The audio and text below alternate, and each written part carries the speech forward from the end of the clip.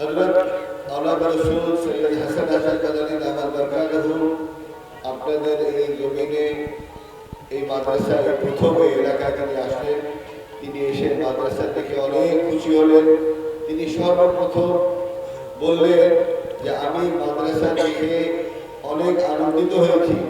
আর এই মাদ্রাসা এরকম গ্রামের মধ্যে এই অজপাড়াগায় যদি মাদ্রাসা না থাকে তাহলে যেখানে মাদ্রাসা নাই, যে এলাকায় মাদ্রাসা নাই, আপনারা ধরে নেন ওই এলাকায় দিন টিকে রাখা খুবই কঠিন। আর যে এলাকায় মাদ্রাসা কায়েম হবে, আপনারা এই কথা ইয়াকিন করে নেন যে আল্লাহ রাব্বুল আলামিন এই মাদ্রাসার বদৌলতে ওই এলাকায় দ্বীন ইসলাম আল্লাহ বাকি রাখবেন।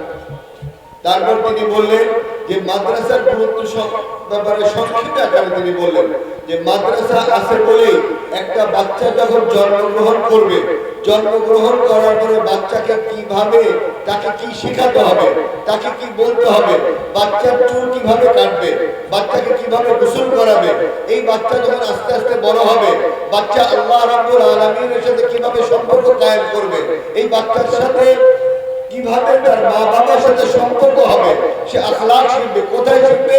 মাদ্রাসায় শিখবে। এই বাচ্চা তারপরে আরো বড় হবে, তার নিজের জীবন ব্যবস্থা কিভাবে চালাবে, কোথা থেকে শিখবে? মাদ্রাসা থেকে শিখবে। আমরা যখন আমাদের কর্মজীবন শেষ করে, ব্যস্ততার জীবন শেষ করে যখন বয়স হয়ে যাবে, আর বয়স হওয়ার যখন আল্লাহর ডাকে আমরা সাড়া দিব, তখনও এই মাদ্রাসাওয়ালারাই আমাদের ঈমান আকীদা জাগ্রতের ইবাদত করবে। বলে এই মাদ্রাসাওয়ালারাই আমাদের জানাজা পড়াবে, এই মাদ্রাসাওয়ালারাই আমাদের দাফন করার ব্যবস্থা করবে। আবার যখন আমার নওজোয়ান অবস্থায় বিবাহ শাদীর ব্যবস্থা হবে, বলে সুন্দরভাবে সুস্থভাবে রাসূলের সুন্নাত তরিকায় কিভাবে বিবাহ হবে, আমার ঘরে সুখ শান্তি আসবে, আমার সংসারে সুখ শান্তি আসবে, বিবাহ কে পড়াবে? এই মাদ্রাসার উলামায়ে কিরামরাই খুতবা পড়বেন, আর পড়ে আমাদের বিবাহ শাদীর ব্যবস্থা করবেন, আমাদের সুন্দর জীবনের ব্যবস্থা করে দেবেন। তাই এই মাদ্রাসা কায়েম রাখা, মাদ্রাসাকে এলাকার মধ্যে জীবিত রাখার দায়িত্ব আমাদের সকলের। ঠিকই ঠিক না? তো এই জন্য এই যে আপনাদের এলাকায় যে মাদ্রাসা হয়েছে, আমি দেখেছি, হযরত বলেন, আমি দেখেছি নতুন মাদ্রাসা অনেক প্রয়োজন। এখানে বাচ্চারা আল্লাহর কালাম শিখবে, আল্লাহর কালাম শিখবে, রাসূলের হাদিস শিখবে, দ্বীন শিখবে। তাই আমাদের সকলের উচিত এই প্রতিষ্ঠানের সাথে আমাদের জান মাল দিয়ে প্রতিষ্ঠানকে সহায়তা করা। করবো ইনশাআল্লাহ।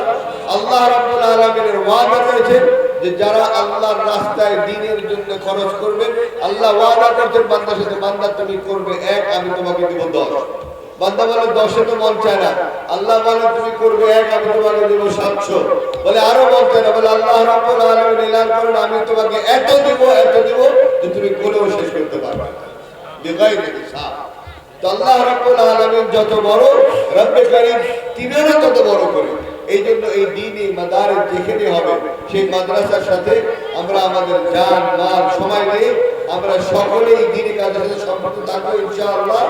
আল্লাহ রাব্বুল আলামিন আমাদের সকলকে এই জান্নাতে যাওয়ার যে রাস্তা, যারা আল্লাহর রাস্তায় খরচ করে, আল্লাহ রাব্বুল আলামিন তাদেরকে জান্নাতের রাস্তা দেখান। আর যারা আল্লাহর রাস্তায় খরচ করে না, যারা মালকে জমা করে, রব্বে কারীম তাদের জন্য জাহান্নামের রাস্তা খুলে রাখে। আল্লাহ রাব্বুল আলামিন আমাদের সকলকে দ্বীনি কাজে মাদ্রাসার সাথে নিজের জান মাল নিয়ে সময় দেওয়ার আল্লাহ আমাদেরকে তৌফিক দান করুন। আমিন ইয়া রাব্বাল আলামিন ওয়া আখিরু দাওয়ানা।